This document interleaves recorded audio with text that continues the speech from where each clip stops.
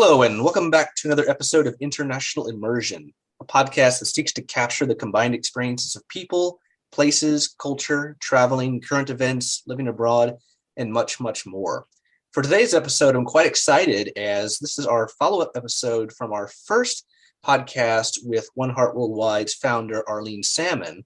And today we have the opportunity to meet some of the active members who are working in Nepal with the organization. And we're going to talk about a lot of the things they're doing at present and many other things, defining how they're developing, what they're doing, how their facilities are set up, and many, many more things. So, guys, it's great to have you on today. I really enjoyed the first episode with Arlene, the founder, learned a lot, and I think your organization is doing a wonderful thing and it's continuing to do things, and I think has a great amount of potential. So I just want to thank you, all of you, for taking the time today to do this, and hope you're all doing well.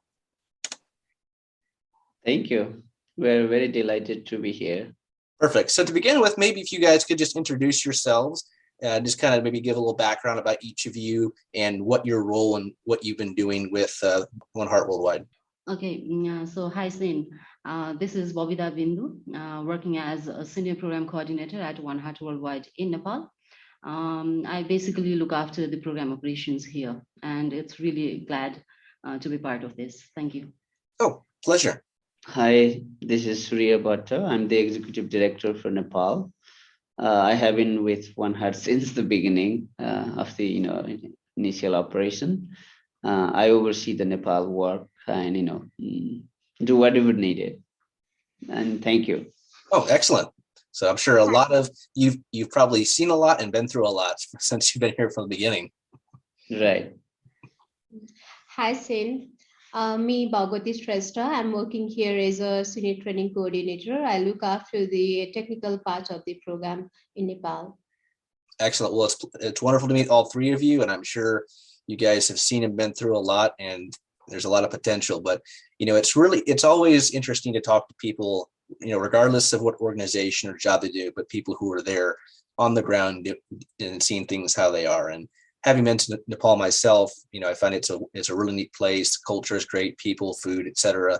So, I think you guys are doing some wonderful work and something that really needs to continue, because even though we live in the modern world, there's still a lot of challenges, especially with things like maternal and infant mortality.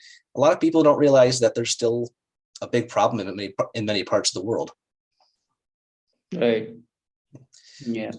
So to begin with, kind of going into it, so if you guys want, from our first discussion with Arlene, she kind of gave a good background about the nonprofit. But in your opinion, what would you guys talk about, like just a little bit of an overview of what you guys are doing collectively? So the One Heart Worldwide is nonprofit, work with government.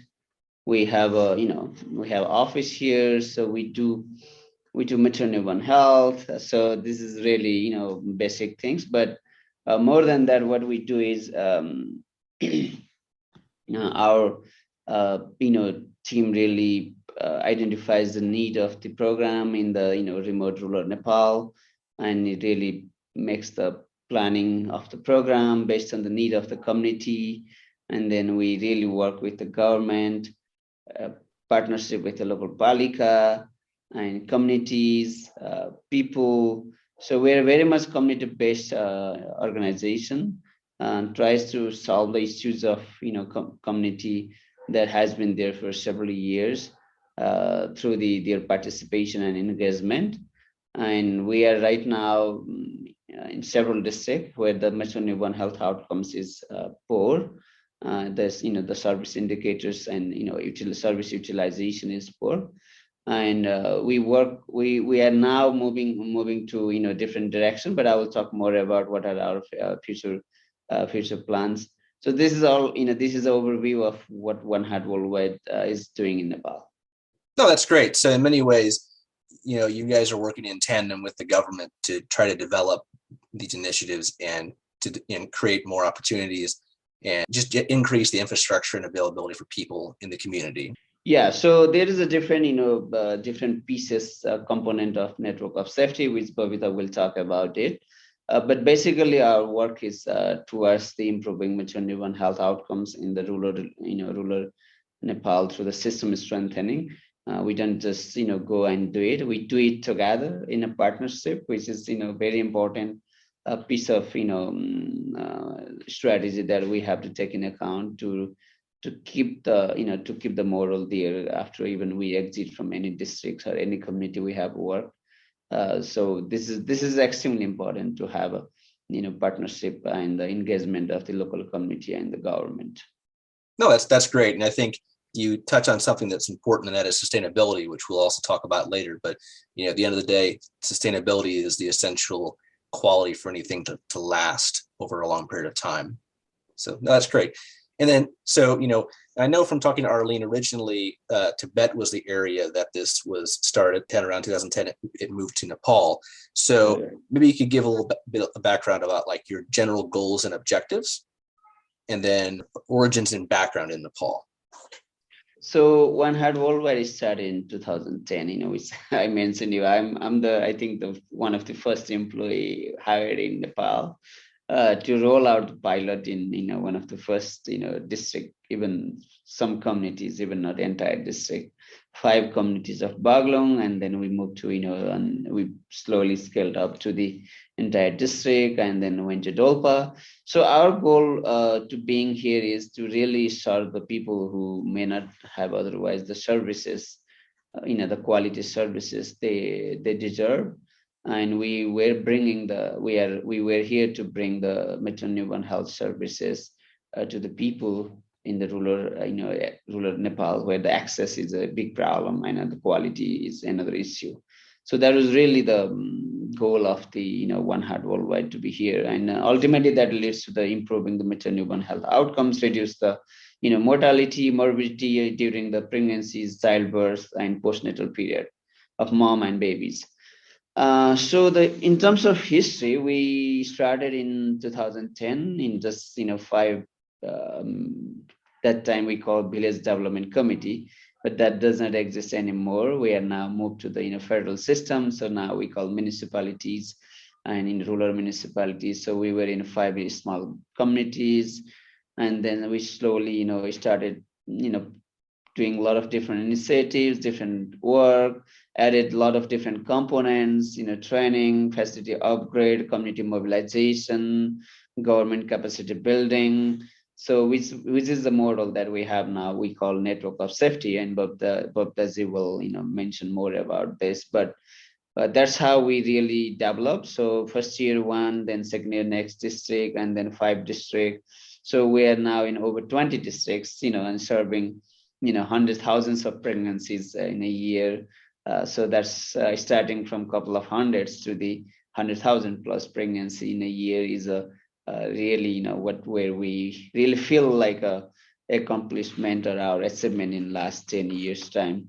Though there is a lot of ups and downs, there is a lot of nothing goes that easy, as we discuss a lot of time. We have been through the earthquake in 2015. That was a big thing for us.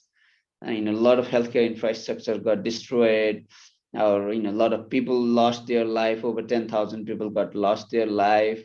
In 2 of the program districts where we're working was hardly hit, like Sindupal, Sok, and Dharing, and these were 2 out primary focus district.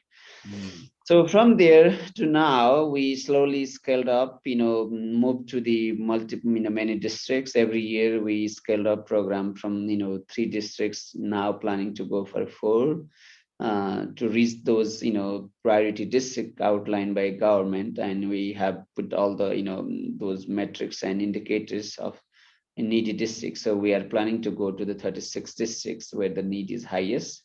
And that's where we are heading right now.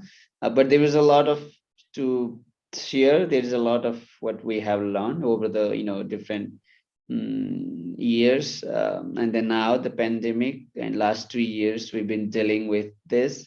We are trying to really ensure the services continued there. Our service providers have right infrastructure, PPE and support to provide the services to the people working, living in rural and remote Nepal. Since 2020, beginning from the quarter 1, we have been actively supporting the COVID response as well as trying to do our regular intervention as well.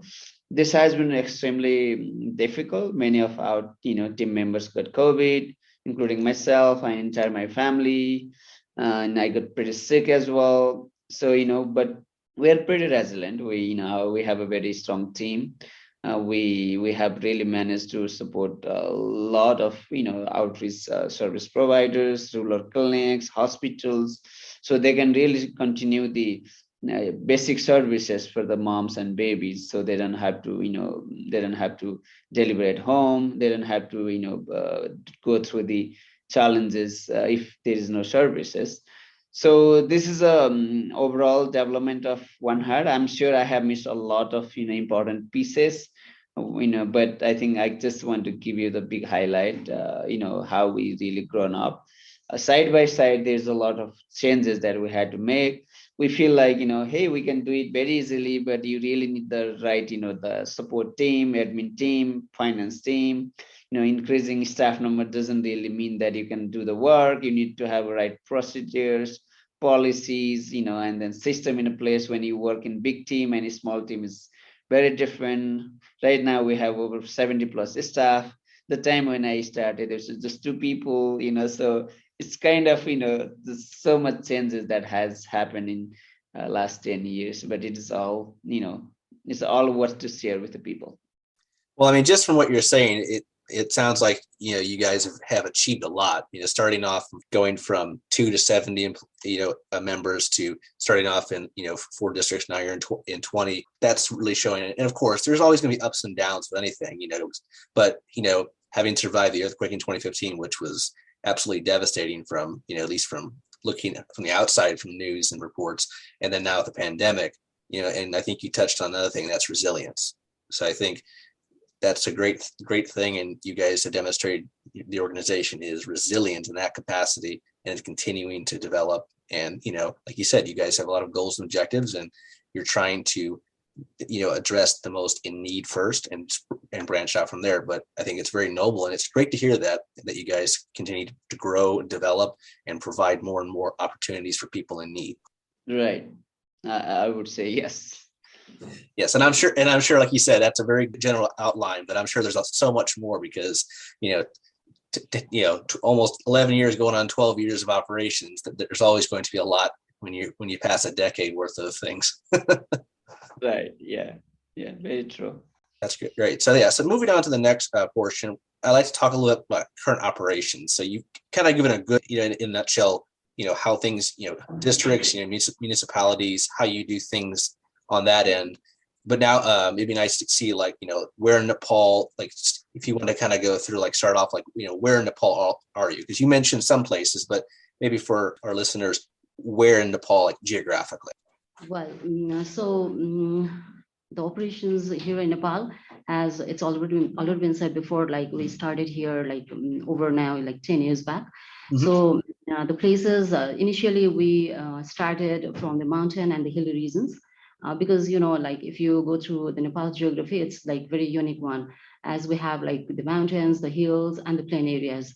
So started up with the mountain and the hilly regions, and now slowly we are again moving also towards the plain areas. So all in all, we have been working in a very different topography.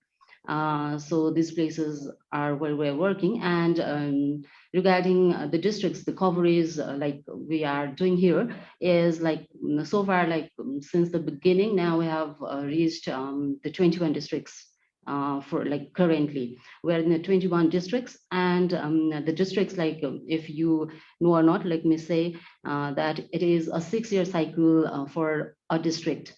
So there's 3 different categories that we work in a district for over 6 years.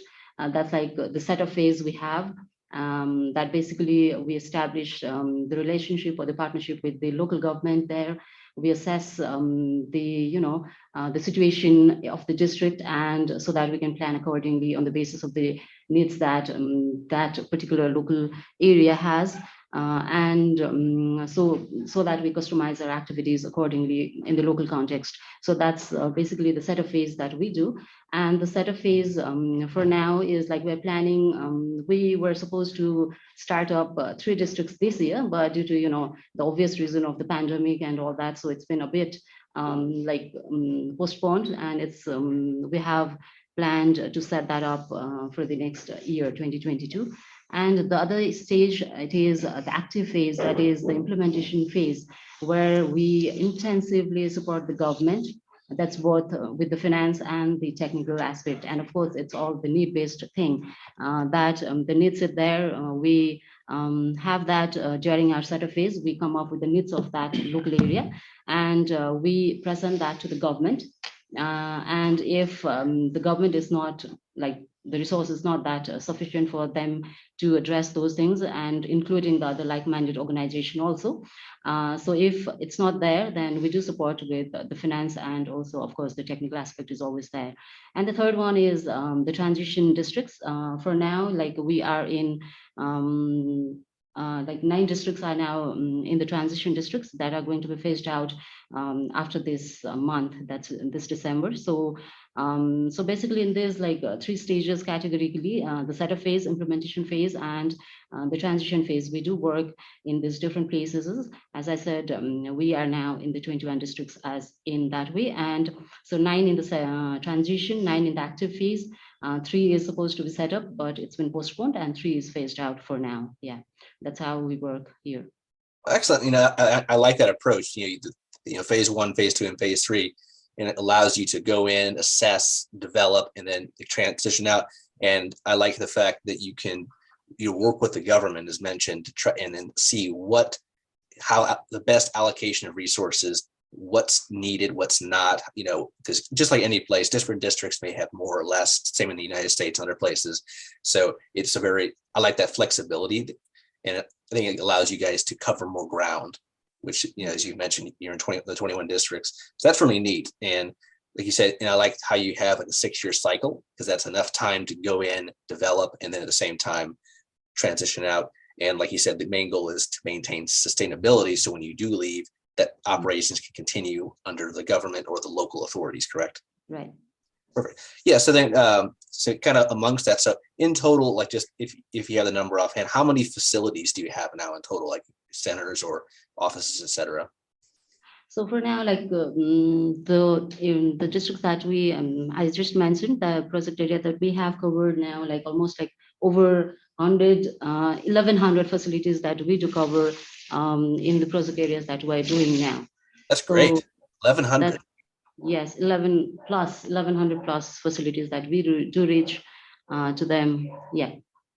That's awesome. And to think about how many people 1,100 plus facilities can serve, that's very impressive. Yeah. And not to mention, yeah. As you said, we up to now, it's 300,000 pregnant women we have already reached. And for this year alone, 21 alone, it's above 70,000 pregnant women we have reached through all this. Yeah. That's great. So basically you're looking at an exponential increase in pregnant women who can receive care and services. So, 70,000 in 21, and at the rate you guys are developing, that could maybe turn into 100, 120. So I could see the eventual goal is just continually increase the number of women that can be reached. Right. Yeah. That's great. That's great. And then kind of touching on another thing is, what would you say are the main challenges you faced? Of course, like the earthquake in 2015, the pandemic, but I mean, any other key challenges that you either see repeatedly or that are always something that manifest? So yeah, there has been, of course, the challenges are always there while doing the activities, and through that we always look forward to go through those challenges. And while going through the activities or the operations here, the main thing is, as mentioned earlier, we have this very unique geography. The topography is very difficult. The first thing is the transportation and also the communication network is a huge problem, especially in the mountains and the hills due to this difficult terrain. it's really difficult for the women to reach the facilities, the road network and all that. It's not there. And on top of that, also because of this, like during the monsoon season and all that, it's really difficult. Like the road network is almost like, blocked there with all the landslides and all these things, with that difficult topography. And equally in the plain areas, the transportation problem is not there. The road network is not the problem, but including in other mountains and hilly regions also, the other social factors, the educational level, also the poverty and all that, and also the cultural things is also there, that bars the women to reach to the facilities. So the social factors is also there. And at the same time, the most important thing is, like we have been talking about, talking about the local government, where we are really working with them together, but the health unit there at the local level, who is responsible for everything, the planning or kind of execution and monitoring and all these things, we are dependent on the health unit people there. So the technical capacity of that unit is not as far as it has to be. And it not only requires the technical support for them to strengthen or have that technical capacity, but also I think the structural way, also the staff that has to be recruited there by the government needs also, like the change is also required there. So in that way, the health unit capacity is also a big challenge in most of the local government. So at the same time, as you have already mentioned, the pandemic situation is always there, and it's the obvious thing that has sometimes, like at the peak hour, the priority is shifted to the pandemic situation that a bit overshadow the other regular normal services that directly impact with the women's health and all that. So basically, these all are the challenges we are coming across, and also the changing political scenario and all that also gave some indirect or the direct impact while doing the operation or activities here. Yeah. Yeah, I see. And that is one thing that I've come to know from talking with Arlene, and also, doing some research on the organization is, in a lot of these, especially the more, the highlands or mountainous areas, learning how far or how long it would take women to be able to go to a place, you think, just go to the hospital maybe an hour or less, but learning that some of these women have to walk for days. Yes. To just receive basic care, and quite depressing to hear that, especially, when it comes to, having a child, and sometimes you don't have enough time to do that. Yeah, exactly. So like compared to the previous years, or like kind of compared to those years, now there's like some progress there, but still, again, as I said, during the monsoon and all that, the landslides happen there, even though the road is built over there, then due to the landslides or the floods and all that, that again block these things. And now that we're, for the next year now, we're moving to the other areas, that's even more challenging. Like we talk about the Karnali Jones regions and all that.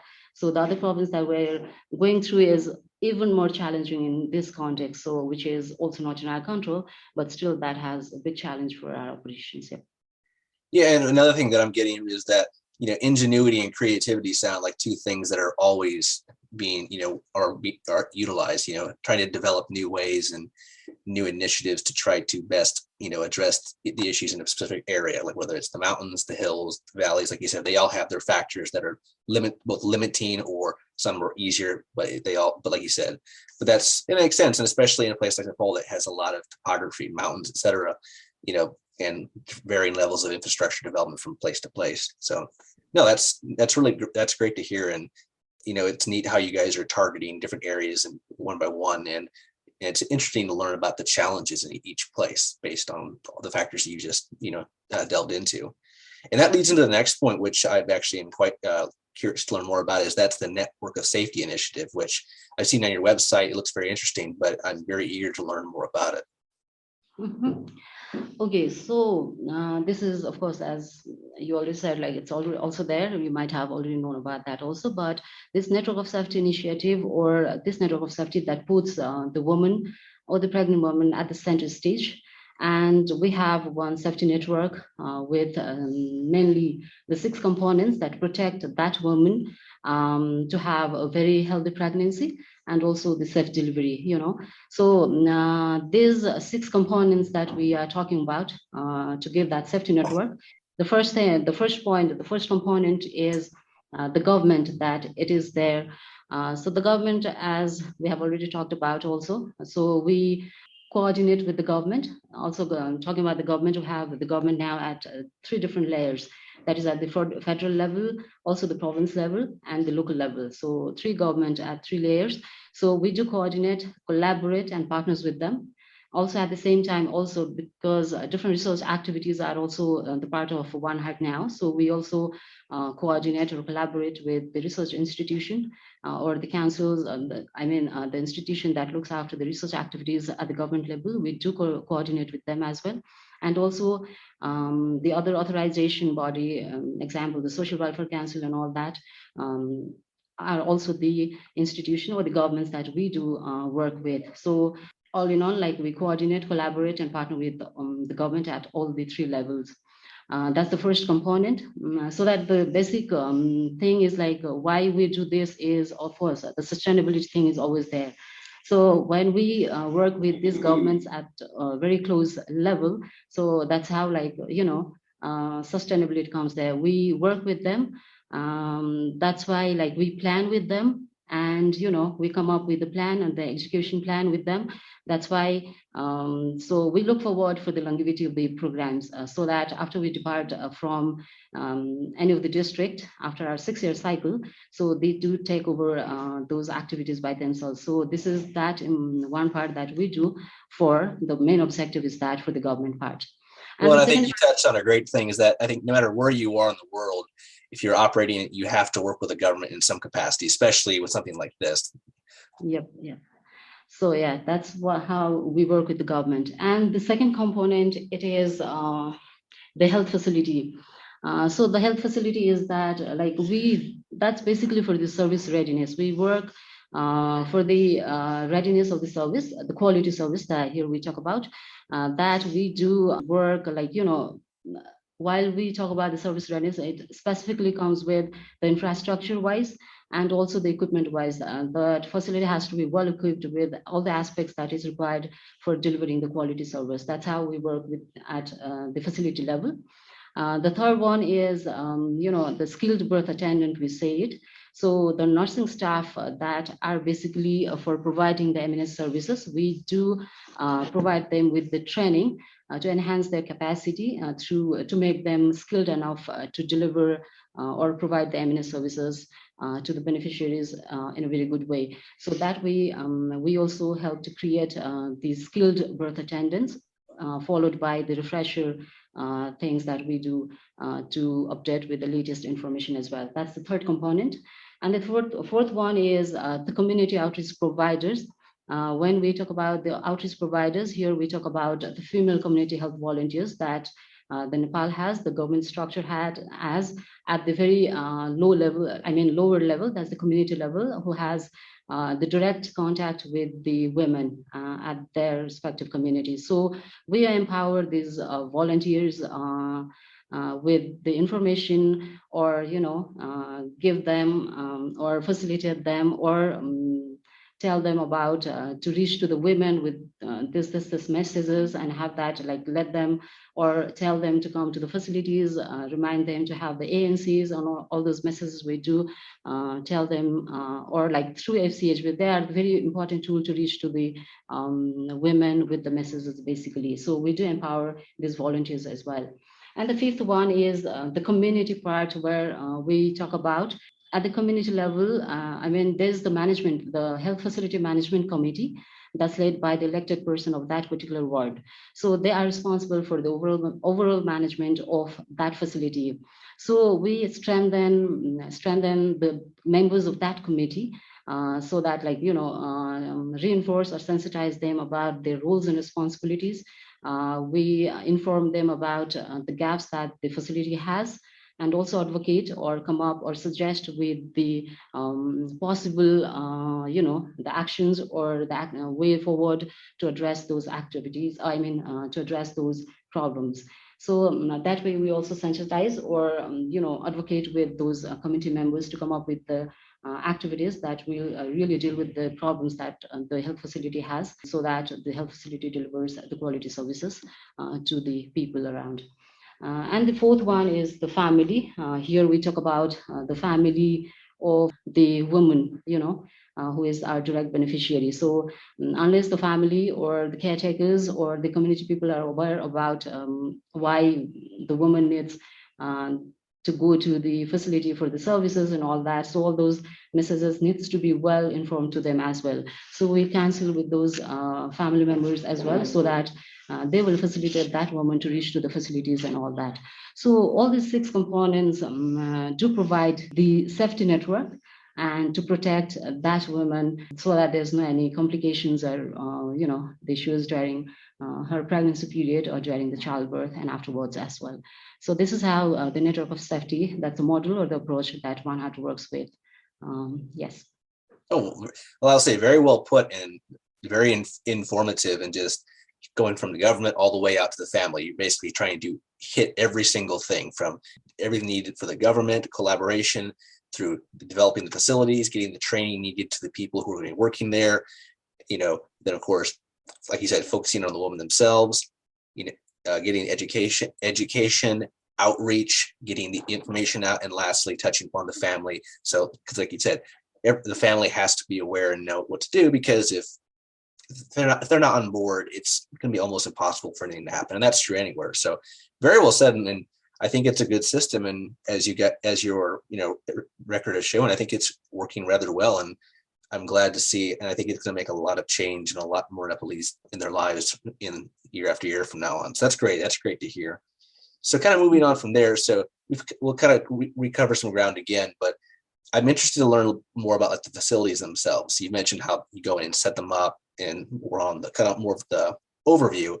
But looking at the facilities themselves, like birthing centers, other facilities, maybe you could describe how they're set up in that, like on site, you could say. In the facility, like as we share already, there are the 3 layer of government: federal level government, provincial, and local level government. According to the layer of the government, the health facility, the service, health institution also like this way. There is a community level health facility in each ward of the district. It provides the basic healthcare services, and the district level hospitals and provincial level hospital provide the basic healthcare services, including referral services of few parts like cesarean section services and few one. And the national level, federal level hospitals provide specialized service, including basic health services. So One Heart Worldwide is supporting a 3 layer of government with the 3 layer of the hospitals based on need, but our more focus is in community level.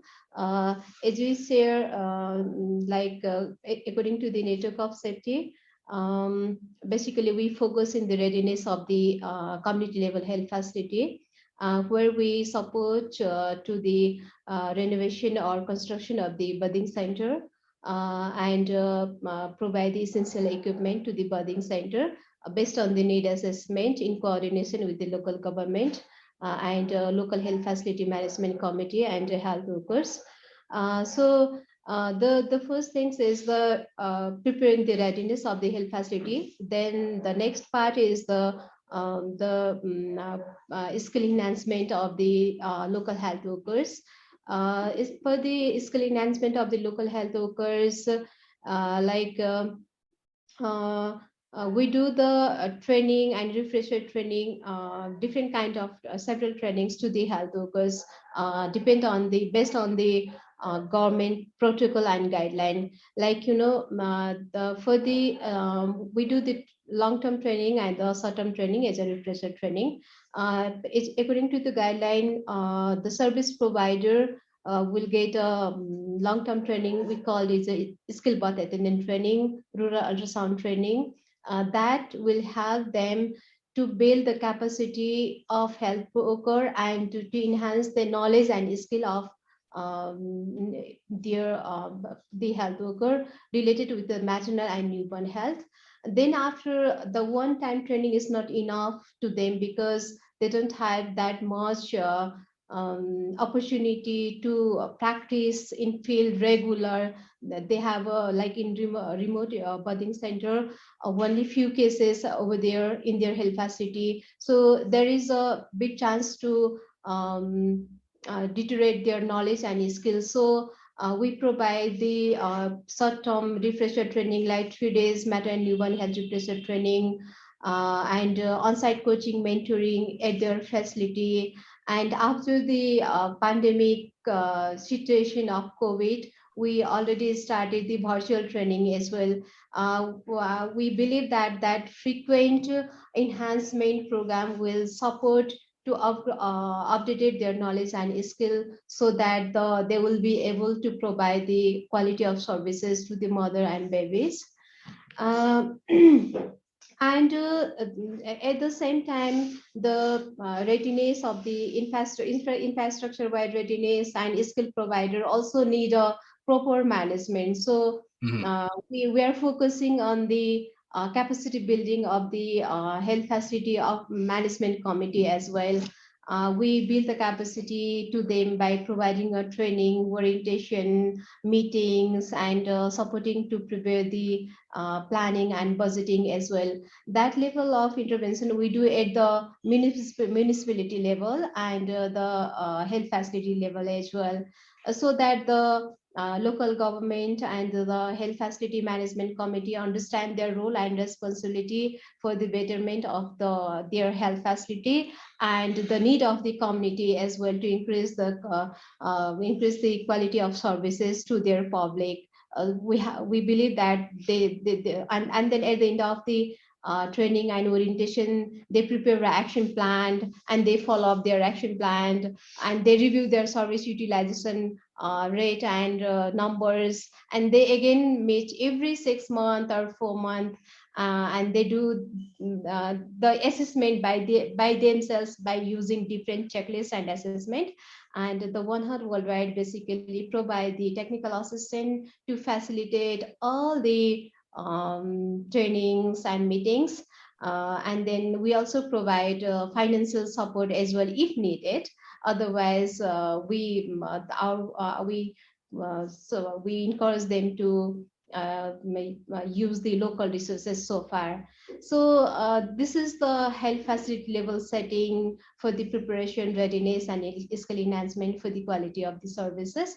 And then we also move to the community by utilizing the local volunteers, female health community volunteers, and the mothers group that the female health volunteers are responsible to mobilize and inform the messages related with the health, basic health care, and maternal and newborn health to the mothers group where they stay. So we also, based on the data service indicator, we support the female health volunteer to mobilize the mothers group by like revitalization, by providing the certain training, orientation, and by using certain types of different kind of tools. Like it is not a blanket approach. The community mobilization part is like we go where the most need is there. We are going like this way in the community level as well, and this is the part of after the this is our regular activities. And of course the COVID-19 teach us so many things, like we also already used to be in new normal life, so we are modifying our program in this way. Like after the COVID-19, we started the MNS Maternal and Newborn Health helpline program and telehealth communication as well. From those activity, MNS helpline that helps like the service provider from the remote birthing center can consult with the district level and federal level consultant anytime if they have a problem to manage the emergency condition in their site.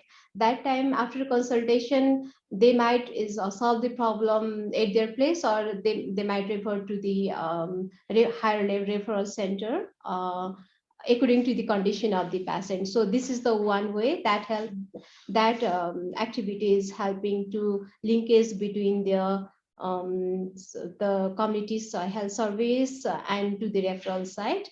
And the telehealth communication, also the remote health birthing center staffs are regularly contacting with the pregnant woman for follow-up visit, to provide the danger sign message, to ask about their health conditions, and to share them if there is anything need to do by themselves, if there is anything special things should be considered during the pregnancy and postnatal period. After the teleconsultation, the health workers decide that if they need it, they can call them at their health facility.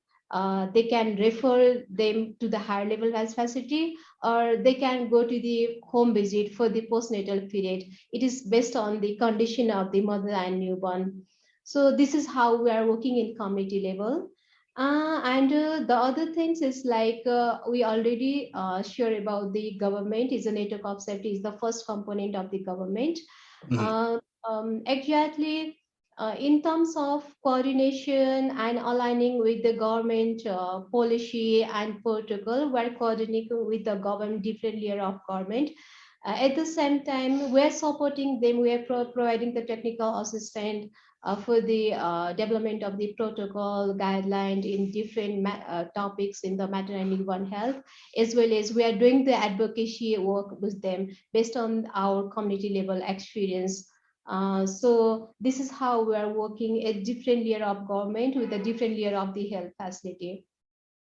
No, I mean, the theme I'm getting is a lot of communication and collaboration from like the federal level down to the lowest level, from federal down to community level. And from that, on that end, a lot of work with committees, and then at the same time, developing the procedures to make sure the treatment and consultations are given out to the women, pregnant women, before, during, and after birth, to ensure they get what they need, and keeping in contact. So all inclusive, you could say, both on the government side of things, and then also with the allocation and prosecution of care. Moving on, how medical care is delivered. So you've touched upon the training and everything. So is there like a certain a course they take? Is it like a period of time? Maybe you can kind of tell us about like the training, like staff training and education that they receive. Okay. Like the birthing center in Nepal government, the birthing center, they have we call it most of the nursing staff. We provide them different training. SBA, we call it SBA, skill birth attendant training. It is a 2-month training, and the another one is the rural ultrasound training. It is a 21 days training. This is the basic long-term training, and we provide this training to the nursing staff who work in remote birthing center. And we set a certain criteria. We number of training, certain criteria for the participant selection as well. They should be direct service provider. They are in continuous services, and they should have a long-term commitment after training. After fulfilling all the criteria, those criteria, we provide the training. That time, and for the training as well, we coordinate with the local government and the health facility to find the appropriate training, and we also encourage the local government at least that trained staff provide the services of at least few years after the training. We ensure that one with the local government. And recently, like a few years, we are trying to co-invest in this training as well from the local government. Like we are encouraging them to invest in the training as well. We provide the technical assistant as well, coordination and other administrative things in different layer of government. But the local government is starting to the certain financial incentive to the participant. And later on, after the long-term training, um, long-term training, we are doing the follow-up of the training with a different name. Like we provide the matter and newborn health refresher training. It is a 3 days training. It focus in major key life-saving procedures, knowledge including the skill enhancement. This training is a 3 days training and basic training, so it cover in a batch we provide to 16 to 20 people in a batch. That will only the refresher and refresher things. And the other things is like learning by doing. From few years, we are doing the on-site coaching and mentoring in certain core skill. Like, 2-1 training, they learn a lot, like 27 core skill related with the maternal and newborn health. But in on-site coaching mentoring, we focused in key life-saving procedure like postpartum, how to manage the postpartum hemorrhage, how to identify the eclampsia and severe eclampsia, and how to manage it. Similarly, the antenatal and postnatal counseling is most important to minimize the danger sign. So this is how we providing the on-site and coaching mentoring at the birthing center level as well. No, very well said. And so, yeah, you guys have the courses you provide, but also it's helping the government develop their training and make sure the training is available to the different medical staff in that district or whatever level it is. And at the same time, by offering the technical assistance and other additional resources to ensure they have the training they need. And like you said, the 3-day training for critical cases or the most typical emergencies or worst case scenarios that may develop, as you mentioned. Yes. Okay. No, that's really neat. So in many cases, it's all about trying to provide that additional layer of support for the place you're operating in to develop their abilities and allow them to be more proficient in their jobs and to provide care. Yeah, these are the clinical training, especially focused in the birthing center.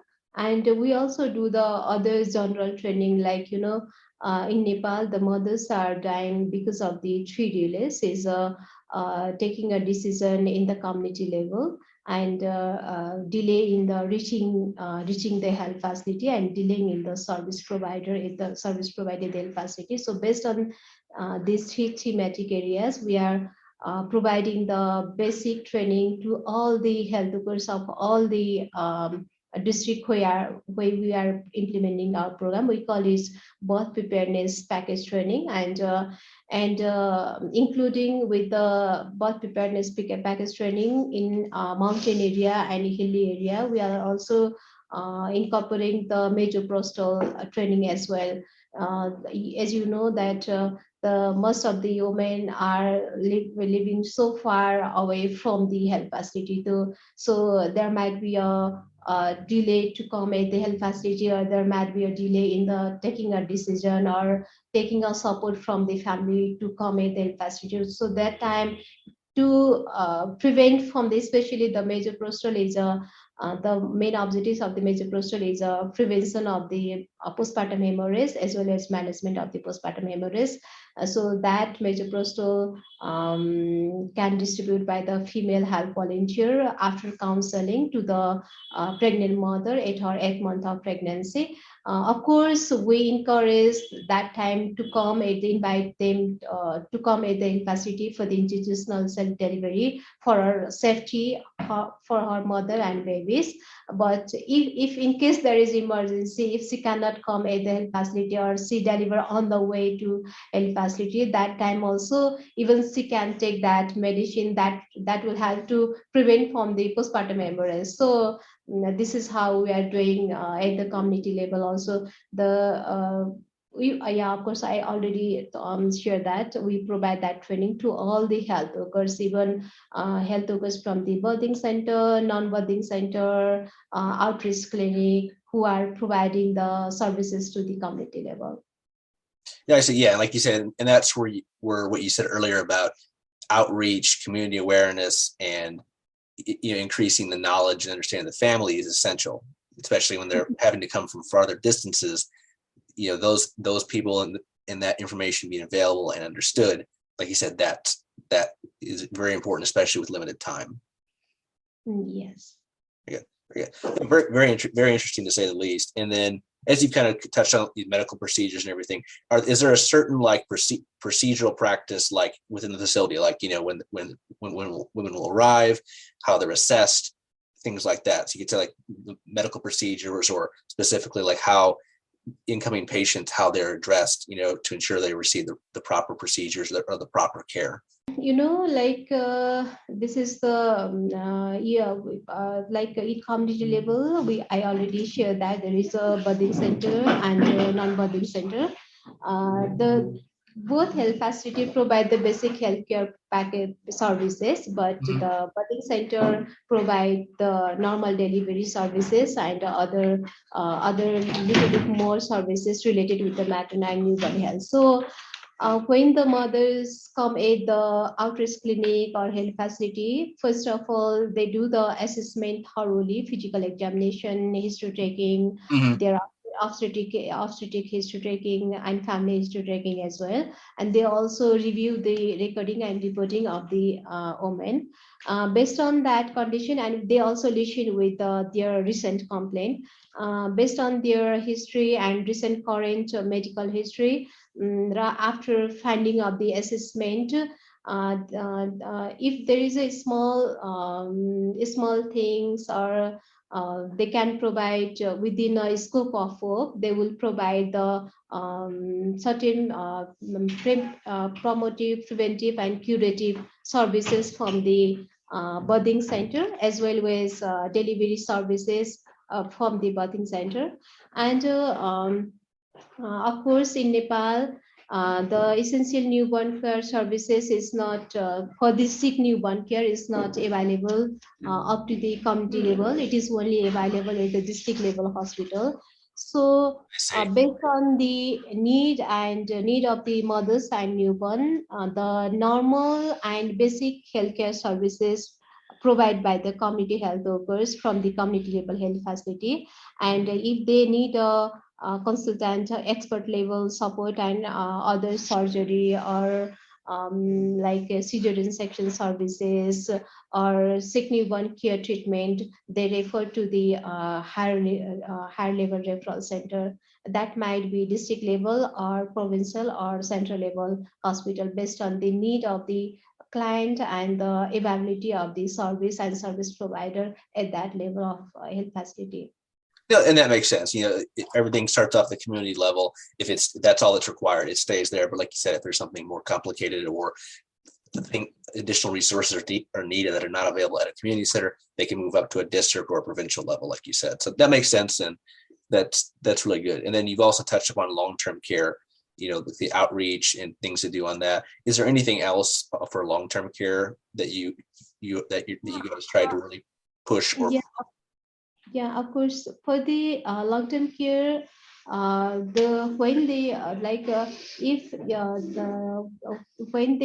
the mothers and baby come in contact with the health workers, they do provide the services as per their need, and they also follow up the women and baby's condition regularly, and they follow up. And then after discharging from the health facility, they do follow up at the hospitals. They follow up by visiting their home, either visiting their home or calling back to their health facility for the follow up and other things. No, that's good. So the continual outreach and ensuring, monitoring, and seeing how things develop with each mother after from after birth to early stages of both the woman's recovery and also the first months of the child's life, and ensuring that things continue to improve and there's nothing, like you said, postpartum depression, hemorrhage, or any other conditions that may develop in the near or long term after birth. Right. All right. No, I appreciate the explanation, and I can tell it's very in depth and extensive in the systems that have been developed and the training. That's all it's all interesting, specifically to see how that's implemented on the ground and how it goes from the community up to the the highest level in many cases. So that's really neat and very informative, to say the least. And then that leads to the last part today. That's for future plans. So you've gone into good detail about what you've been able to accomplish in the last 11 years. So what would you say, like in a nutshell, what are like your any big future plans? Maybe not even just for Nepal, but maybe globally or collectively as a nonprofit. Okay, so hi again. One Heart Worldwide has a plan to reach the another region which we have not started yet. Currently, of course, one of the district was Dolpa when we started the program in 2011. But we are going to the Karnali, which is the most remote and difficult terrain and geography, and very diverse population, and very cold mountainous region, and also the province too, which is the most populous and have the highest population density, and the one of the lowest human development indicators in both provinces. That's where we are planning to go for the next 5 to 10 years. Which is we are inviting a lot of challenges in terms of program operation, because this reason is very complex, not only because of access or but cultural issues, the practices, people's behavior, and then education. There's so many difficult issues that we have to deal there. Because health is not only one side story. It comes with a lot of different things. If you are raised, you have a better health. You tend to access the healthcare better. If you are educated, you tend to access the healthcare better. So it is a multidimensional the multifactorial impact that makes on health service utilization and service seeking behavior. So our plan is to go to the province too and Karnali, where the health indicators and other development indicators are relatively poorer than rest of the country. So that means we have 8 districts in province too, and a district in Karnali on top of 20 that we have already covered. So that by that we will be covering 36 priority districts that we have. We have said we would go. That is our plan, and of course there will be a lot of customization and then iteration needed in our program. Our program is largely focused on facility level, system strengthening, capacity building, but we have also realized that the cultural factor has to be dealt very well in those regions, because the people believe in their generation to generation practices, their parents, grandparents, and whatever they have been doing from several decades. So we need to break a lot of bad practices and behavior, but also build the capacity of the local government. So we have a plan to really go in those regions and then scale the program and complete Nepal. Of course, we have not thought more from there. And yes, One Heart is definitely looking for the program to go to the similar healthcare setting where our model can be perfect fit, and also the need is similar. That can be Asian countries, maybe Bangladesh or any other countries around this region where things are pretty similar, where we can make the impact, because you really need to have a conducive policy environment, favorable, political environment, and then the system in place if you really want to make the changes. So One Heart Worldwide has been very successful to capitalize the policy environment. Like government has the the SDG, so Sustainable Development Goal, Millennium Development Goal, long-term plans. So there's a lot of government roadmaps. So many different things is in place. So that really gives us the opportunity to really scale, to come up with the plans, ideas, and bring the resource and make the impact. So we really need those kind of government policy environment where we want to go and work. But right now, I can say that we will be completing Nepal by end of 2030, and then also we'll be looking for the countries where we can go.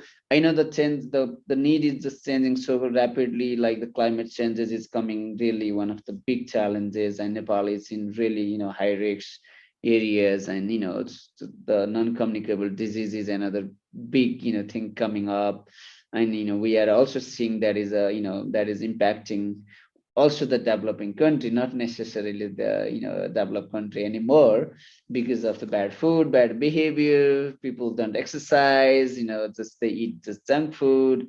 So these are a lot of emerging issues that is coming here. So that is all I can say right now about our future plan. But we would definitely reach our goals by end of 2030. The 36 districts we have prioritized, in Karnali and province too for next 10 years. No, that's great to hear. And I mean, and given what you've been able to accomplish now, I'm very hopeful that you guys will be able to continue and to reach your goal by 2030. And then, and I think the nice thing is developing a model that can be, transplanted literally anywhere. And then basically the two big things I've kind of got from talking to all three of you today is collaboration with government and customization, improvisation. Those are the two big areas that seem to be the biggest things. Is working with the government and developing their capacities, and at the same time providing the care on the ground, which you guys have been doing very well at, from the community level and up. But that's really neat. And like you said, there's a lot of factors that play in the world right now: climate change, diseases, lifestyle.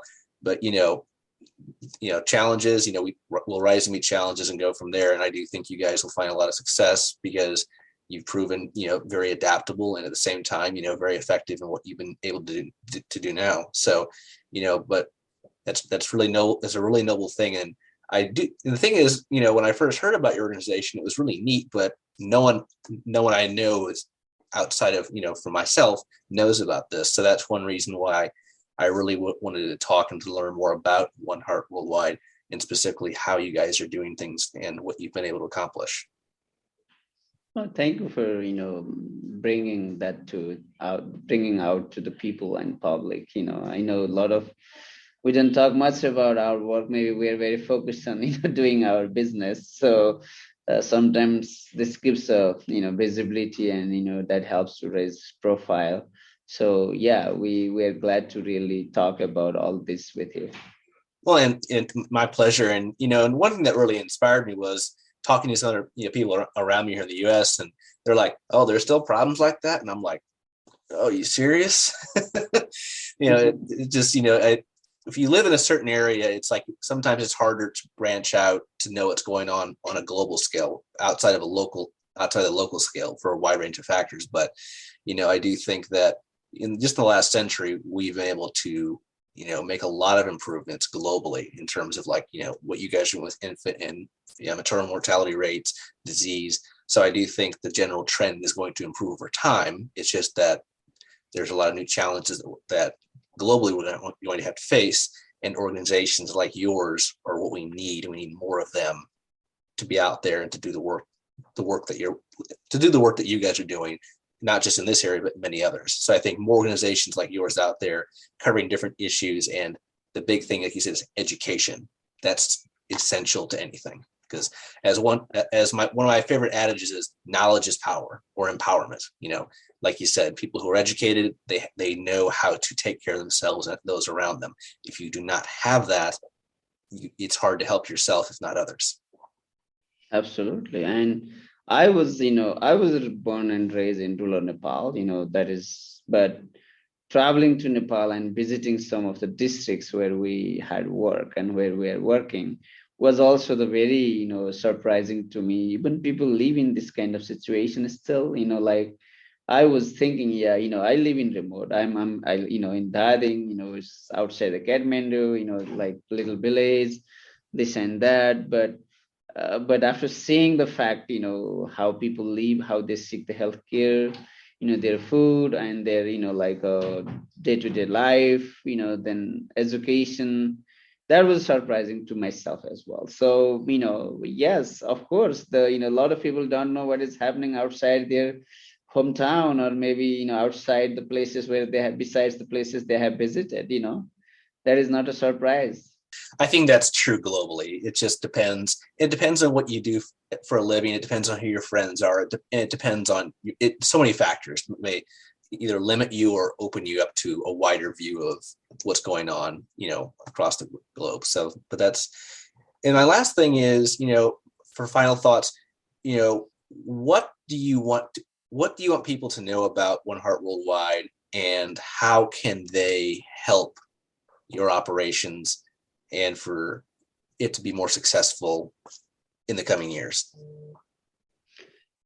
Well, I think one of the important piece I wanted to talk as a final thought, our model is just, we don't run the parallel system. We strengthen the system that is there, of course, build the system that is maybe, broken, or that is fragmented, I would call fragmented. We connect the dots, when, build the system, build the ecosystem that has a, place for the people from, normal, who needs the normal healthcare to the critical care.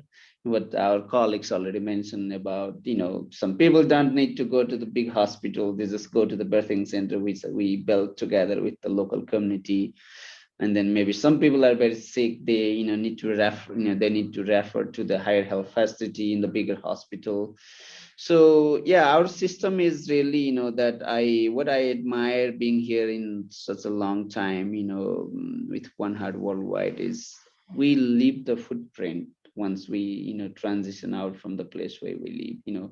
Some of the initial districts we have worked, and our, the final surveys and the, visits has demonstrated that the system we have created actually has gone stronger, better, and sustained, And now even the changes in the political system and the government system, coming to the federal system, having the local municipal government, of course, they have issues with their capacity, resource management, and then, what is the best way to do resource allocation, management, monitoring, and, uses. But there is a lot of opportunity we are creating. They are co-investing on the, the work we have been doing. One of the major resource we spend is the facility renovation and construction. They pay for 50% of the cost. Oh, that's great. Cost coming from them to just build the birthing center, and it is not necessarily it is a contribution of the cost, but their contribution is more on the heart and soul. We care about our community. We want to do something. It is important for our people who live here. So the sense of having ownership and engagement is very critical for us.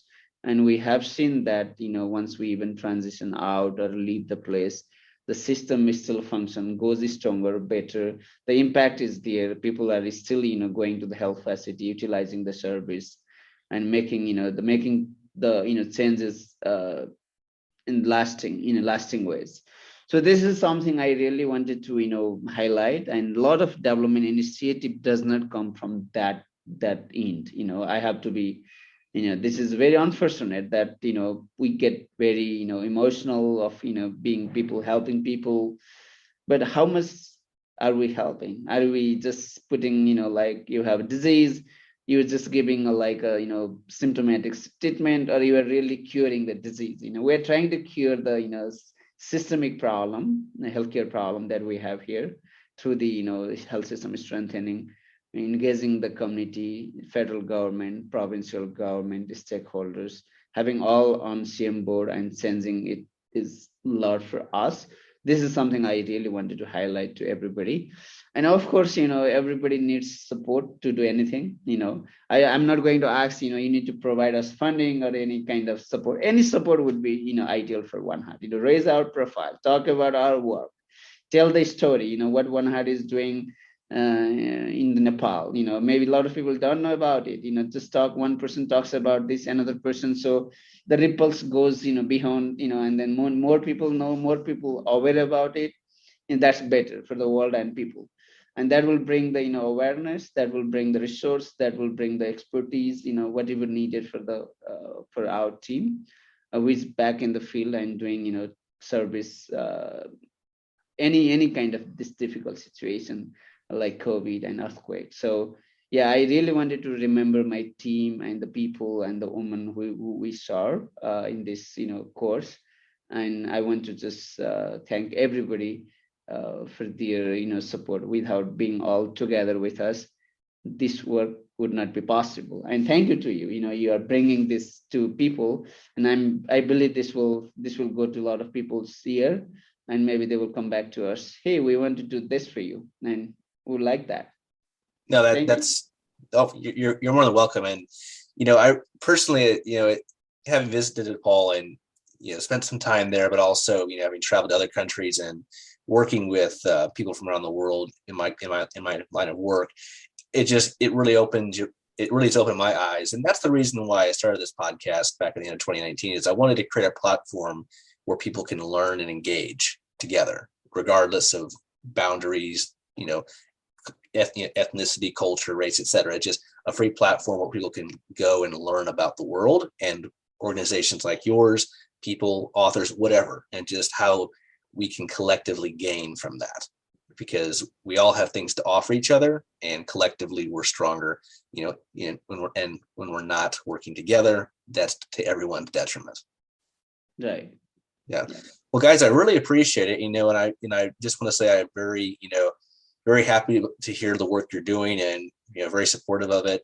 And I hope that people who listen to this episode can gain an insight of just how much effort and energy you and all the team members across Nepal are putting into doing this. And also, it can be something that can be used for inspiration in other countries, or even in developed countries, of how to implement new types of things, or to, as you put it very eloquently, go in and help develop a fragmented system. You don't want to reinvent the wheel, but how can we improve what's already there to be more effective? So, but yeah, guys, again, I really appreciate it. And I will make sure to list your website and contact information on this episode description for when it's released.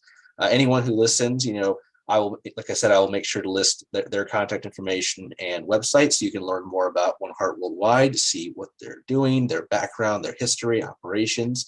And at the same time, feel free to reach out to them. I'm sure they'd love to hear. And it's like you said, more outreach and sharing what they do, and at the same time learning more about Nepal and what type of initiatives are going around on a global level. So again, guys, thank you, and I really appreciate taking the time. I'm sure on your very busy schedule, I'm sure to talk with me today. Thank you. It must be late for you, and it's likewise.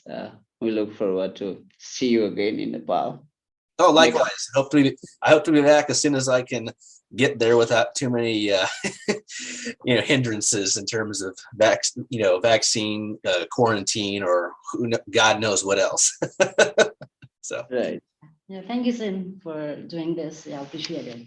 Oh, my pleasure. And like my pleasure, as I've said. So this has been another episode of International Immersion. Check us out. Send us an email at internationalimmersionpodcast@gmail.com. We'd love to have your ideas, opinions. We're always looking for new people to talk with, to collaborate with, to bring more stories to light, and to learn more, like One Heart, One World. Check out our Facebook page, Instagram page, and LinkedIn page of the same name, International Immersion. Like I said, we're always looking for more stuff. We appreciate this great opportunity today, and we will see you on the next one. Take care, stay safe, and let's hope this pandemic will end soon.